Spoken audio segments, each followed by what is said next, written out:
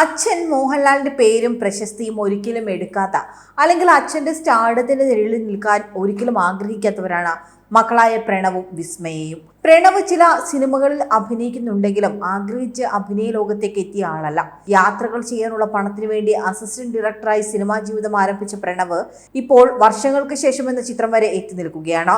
തന്റെ യാത്രകൾക്കിടയിൽ ഇടയ്ക്ക് ചില സിനിമകൾ ചെയ്യുമെങ്കിലും അഭിമുഖങ്ങളിലൊന്നും പ്രണവ് മോഹൻലാൽ പങ്കെടുക്കാറില്ല.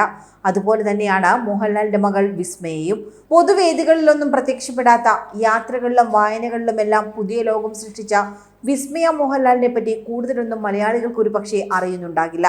ഏറിപ്പോയാൽ മാർഷ്യൽ ആർട്സിലുള്ള താല്പര്യവും വരയും എഴുത്തുമൊക്കെയായിരിക്കും വിസ്മയെ പറ്റി പുറം ലോകത്തിന് പറയാനുള്ളത്.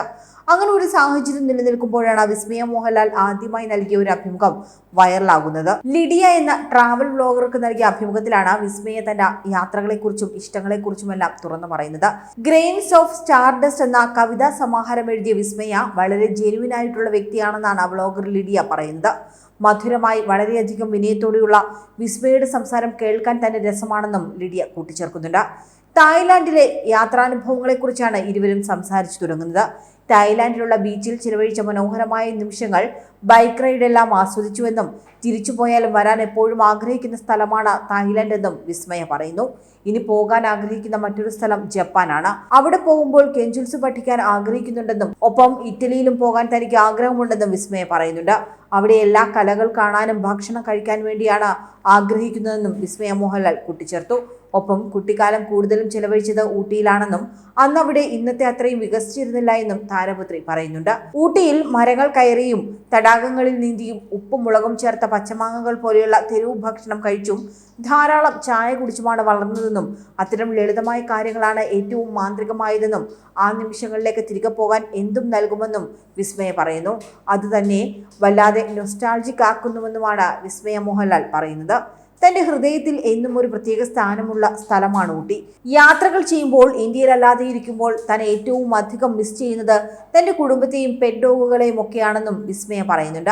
അക്കൂട്ടത്തിൽ ദോശയും മിസ് ചെയ്യുന്നുണ്ടെന്നും കഴിക്കാൻ ഇഷ്ടമുള്ള ഭക്ഷണം അപ്പവും സ്റ്റൂവുമാണെന്നും സൗത്ത് ഇന്ത്യൻ ഫുഡാണ് തനിക്ക് ഏറ്റവും അധികം ഇഷ്ടമെന്നും അത് കഴിഞ്ഞാൽ പിന്നെ തായ് ഫുഡ് ഐറ്റംസ് ഇഷ്ടമാണെന്നും വിസ്മയ പറയുന്നു. ഖാവോ സോയി കഴിക്കാൻ ഭയങ്കര ഇഷ്ടമാണെന്നും താരപുത്രി കൂട്ടിച്ചേർക്കുന്നുണ്ട്.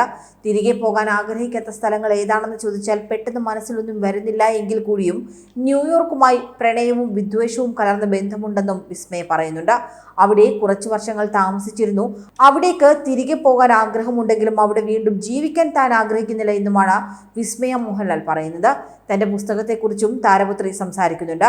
ഒരിടത്തിരുന്ന് എങ്കിലൊരു പുസ്തകം എഴുതി കളയാമെന്ന് കരുതി ഭയങ്കര കോൺസെൻട്രേഷനോടെ എഴുതിയതല്ല ബുക്കെന്നും പലപ്പോഴായി എഴുതി വെച്ചിരുന്ന കവിതകളെല്ലാം ശേഖരിച്ച് ഒരു പുസ്തകമാക്കിയതാണെന്നും അതിന്റെ രണ്ടാം ഭാഗം എഴുതാനുള്ള ഒരുക്കത്തിലാണിപ്പോൾ താനെന്നും എന്നാൽ എന്താണ് പ്രചോദനമെന്ന് ചോദിച്ചാൽ എഴുതുകയോ വരയ്ക്കുകയോ ചെയ്യാൻ തന്നെ പ്രേരിപ്പിക്കുന്നത് കാണുന്നതും കേൾക്കുന്നതുമായ കാര്യങ്ങൾ തന്റെ ഉള്ളിൽ എന്തെങ്കിലും ചലനം ഉണ്ടാക്കുമ്പോഴാണെന്നും മായ മോഹൻലാൽ പറയുന്നു. കൂടുതൽ വാർത്തകൾക്കായി B4 Blaze ഫോളോ ചെയ്യൂ, സബ്സ്ക്രൈബ് ചെയ്യൂ.